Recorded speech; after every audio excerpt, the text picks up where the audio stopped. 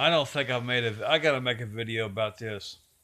How many times I've heard people come in and I'll hear them say, and I quote, "I'm so computer illiterate." I don't know why people want to put themselves down. This husband and wife come in. Probably they was probably out. I'd say 58 to 60 years old, and she was on the computer. Her husband sat next to her, and she was going to show him how to create an email account. And he said this two or three times. He said, "Honey," and I quote him, "Honey, I'm so computer illiterate."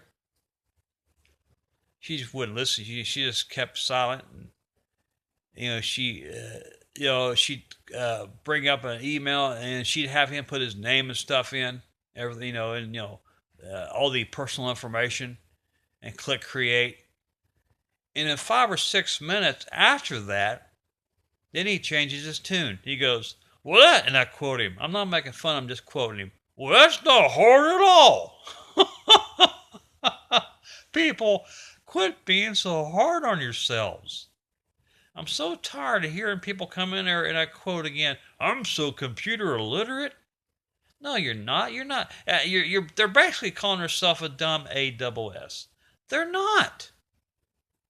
A lot of them is dressed good, fine clothing. So I figured if they're dressed good, no doubt they got a good paying job.